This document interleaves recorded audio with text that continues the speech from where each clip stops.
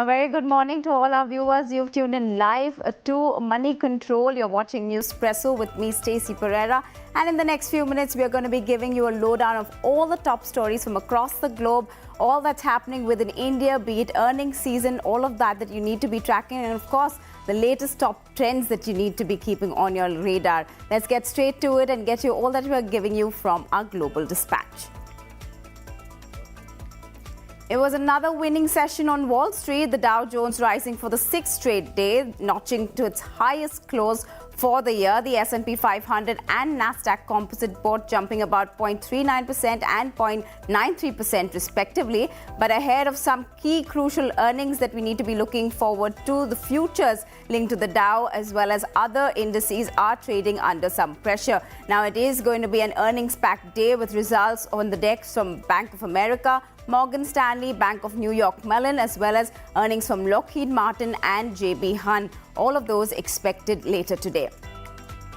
And European stock markets too have closed lower in the previous session as momentum wanes after that China data that was released yesterday. The regional stock 600 index has closed about 0.6% lower yesterday, with most sectors and major bourses declining. Household goods stock, those were the ones that ended lower about 2.6%, as bank stocks were the ones that climbed about 0.5%. Among stock-specific action in the European region, we did see European immunology company Argenex, which soared about 30% in trade on news that its muscle-weakening drug has hit a main goal. While drug maker Orion shares, those were down about 8.7% after missing analyst expectations for its earnings results. And a weak data from China has cut that rally party short for equities in the Asian Pacific region as major indices fell in trade yesterday. Even on open today, we have most of the averages trading in the red, barring Japan's Nikkei 225, where investors are awaiting key data which will be released through the week. We're looking at the trade balance as well as consumer price index figures for the month of June for Japan. Whereas Hong Kong's Hang Seng Index, that one has led the losses of the region, tumbling about 1.94% in morning trade. This after resuming trade, which was suspended yesterday due to Typhoon Talim. Now, in mainland Chinese markets, those ones also trading negatively under much pressure, whereas Australian markets have been swinging between gains and losses, where investors are awaiting the release of the minutes of the Reserve Bank of Australia's July policy meeting. Whereas if you look at the GIFT Nifty, that one is indicating a higher start for Indian markets overall. And Russia has chosen to walk away from the Black Sea grain deal this hours before it was set to expire, threatening food security for millions. Now, the agreement, which was first struck a year ago, which enabled Ukraine to export grains to several other markets. Now, the move comes after Turkey, which is a key facilitator to the grain pact, dropped its opposition to Sweden joining NATO, which has pretty much angered Russia. Now, the Black Sea Grain Initiative was a deal that was brokered between Russia, Ukraine, the United Nations as well as Turkey, and has so far allowed 32.9 metric tons of food to be exported from the war-torn Ukraine ever since August. Now, the move will definitely send global wheat prices soaring in the days to come.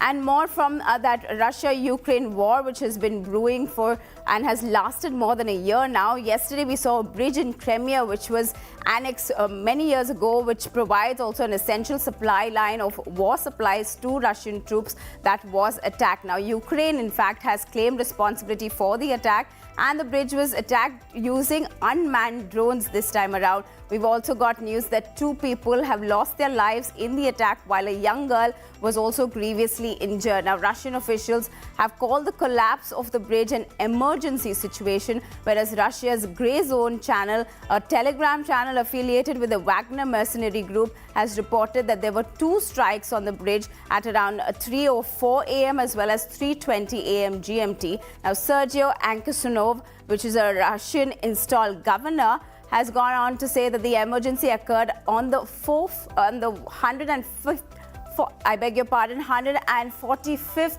pillar of the bridge, but he did not go on to provide any further details.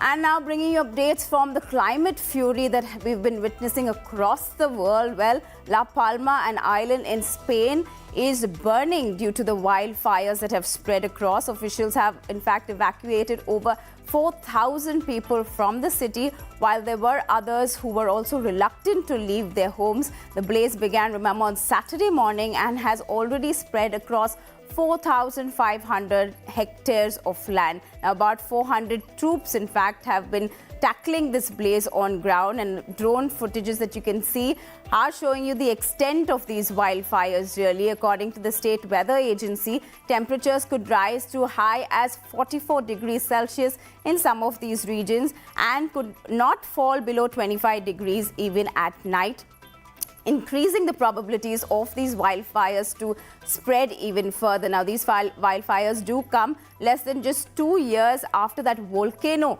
erupted and destroyed thousands of homes in the same area. To all that, we can give you a recap of what happened in markets here. And well, Indian markets did extend that stellar gains for yet another session, we could say, as the benchmark indices hit fresh all-time highs. It was bank and financial services space that really made that comeback, aiding to the market momentum, one could say. The Nifty crossing that 19,700 levels, while the BSE Sensex climbing 529 odd points, closing there above 66,590. Among the stocks that you should be keeping on your radar today, well, we do have LTI Mindtree, which posted its earnings yesterday. RIL, as NSE has named which indices Jio Financial Services will be included in from July 20th, as well as IndusInd Bank should be the other script on your focus, as it will declare its results later today.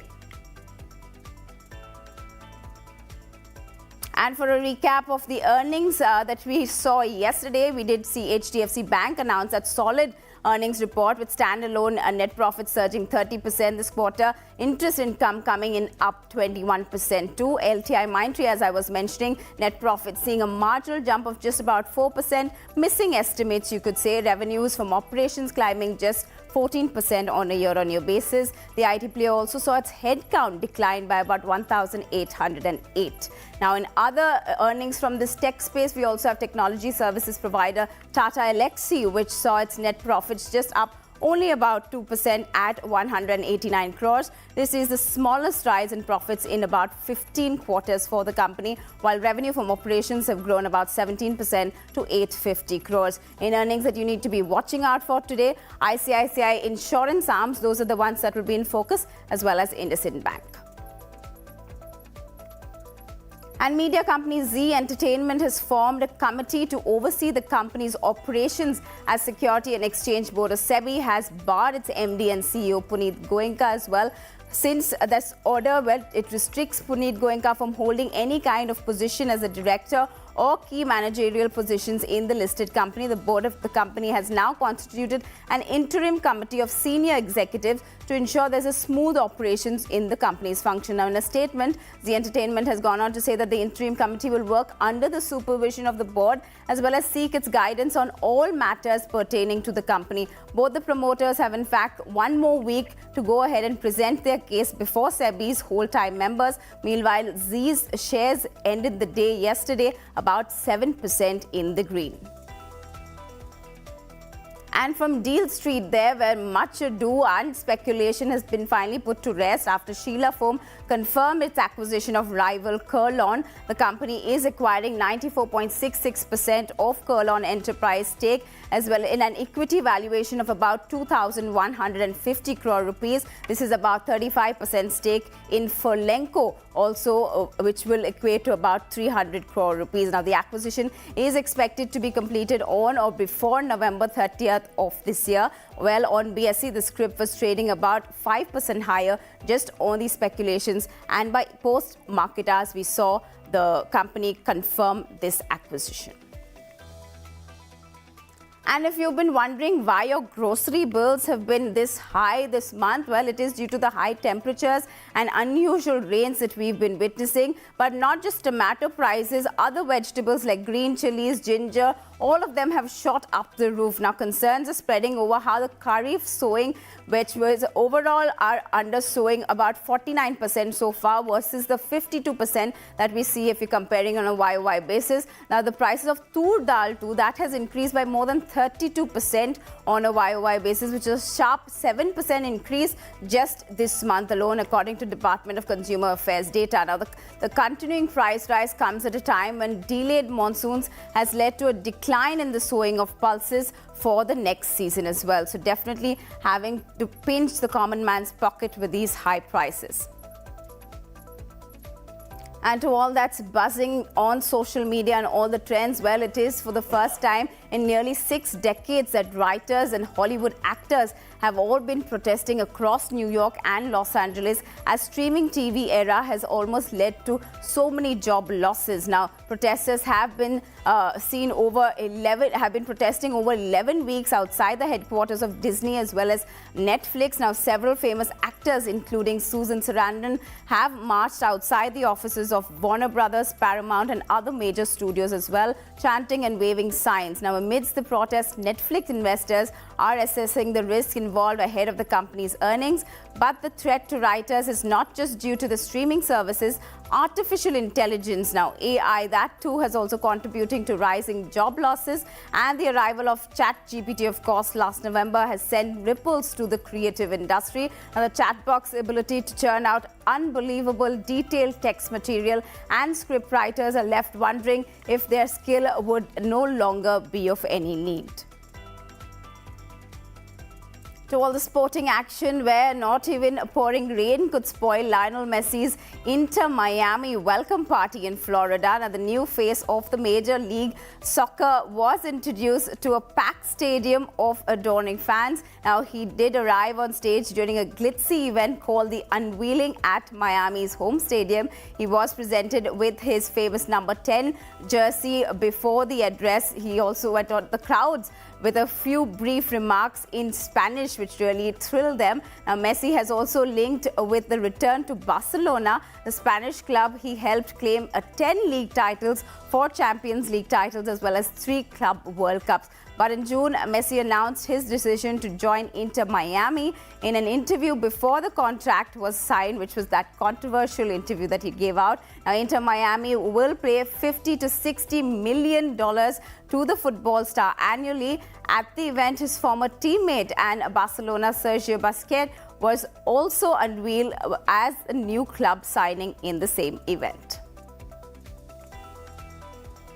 And fans are waiting with bated breath for Greta Gerwig's upcoming movie Barbie, and the craze is absolutely real, we could say. As a fan, did you ever want to be a Barbie? Well, this might be your chance to make these dreams come true, because a plastic surgeon from Long Island in the United States is offering something that he's terming a dream surgery that will transform patients into a Barbie-like. Now, you can transform into Barbie with a $120,000, which would approximately be about 98 lakh rupees. That's what Dr. Scott Byler is charging for this plastic surgery at his Cameo Surgery Center in the island. Now, he offers a choice of 3 different body kind of surgeries. This could involve a facial surgery, a classic Barbie hair look, and the addition of pink nails and teeth whitening. Now, the plastic surgeon is also offering a Ken version of the same, which could include